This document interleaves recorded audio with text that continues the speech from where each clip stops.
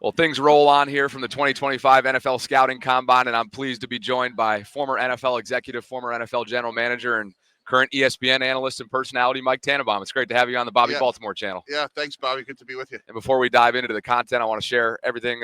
This episode's title sponsor, my friends at Hotel Indy, located in the downtown heart here, making this week happen for me accommodations-wise. I want to continue to reiterate that none of what I'm doing this week would be possible without my friends at Hotel Indy, and I've been right in the heart of downtown Indianapolis all week long for the Scouting Combine.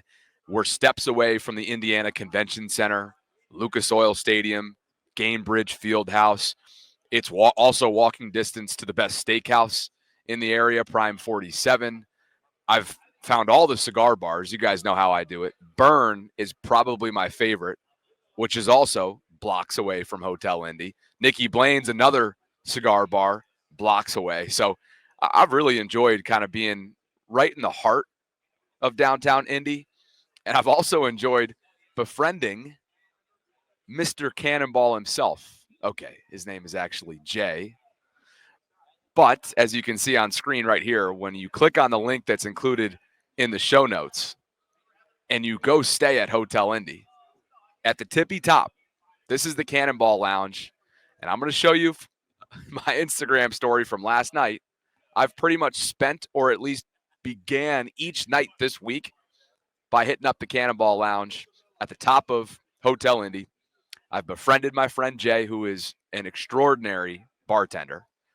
And by the way, if you are an old-fashioned cocktail enthusiast, you got to go try one of his customized ones. He calls it the Port Authority, okay? The Port Authority. And here it was just last night. I had been asking for old fashions every single time. And finally, he was like, no. We're giving you a Port Authority. There's Riley Leonard. Quarterbacks are speaking with the media here today on Friday at the NFL Combine. But look at Jay go. The Port Authority. Again, one of the many accommodations here at Hotel Indy. And I just want to continue to say thank you to the great folks at this hotel group who made this week possible. Their rooms are so spacious, so pristinely clean. Here's a look at the king-size room. You've got the queen room as well, the suites rooms, complimentary wireless internet, which has worked really well for me all week long. If you're planning a trip to Indianapolis, whether it be for work, pleasure, next year's combine, you name it, click on the link that's included in the show notes. That'll get you 10% off your next stay. You can follow them on Instagram at Hotel Indy to keep up with them.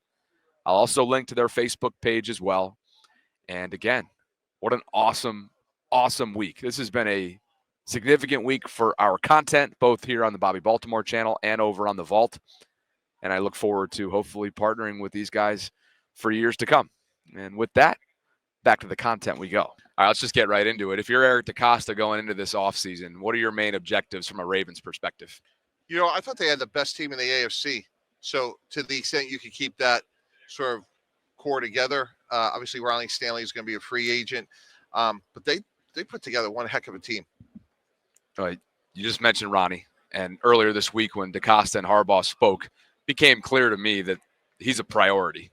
This is a player that's built himself back up from, after that brutal ankle injury a few years ago. You just weren't sure if you were ever going to see the Ronnie of old, and he's proven that. He took a pay cut last year as well. So just how much of a priority would you view him as if you are EDC? Yeah, I would think he'll be very high up. You know, he's homegrown. He's been a productive player. Obviously, he's dealt with some injuries, but I would think he's high up on the list. Yeah, and then in terms of the Lamar contract, obviously, I don't know if this is gaining a ton of attention nationally, but he's under contract for the foreseeable future through 2027.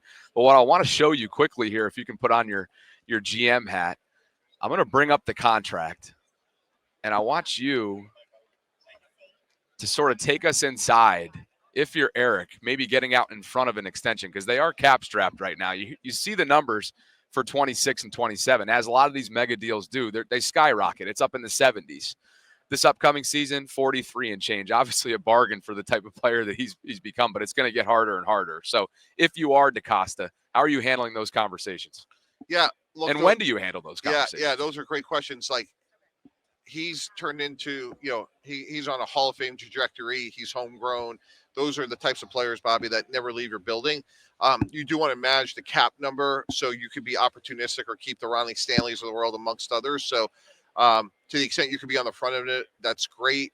Sometimes that's hard, though, because how do you value the contract? Because certainly the club can say, hey, he has another 3-4 years before we need to do anything. We could franchise him. So you try to keep those conversations proactive, quiet, and as friendly as possible. As far as his security blanket goes, obviously it's everybody in Baltimore has a sour taste in their mouth at the moment regarding Mark Andrews, the way the season ended and whatnot. But obviously this is a dude whose character will never be questioned. What he's done in Baltimore productivity-wise will never be questioned.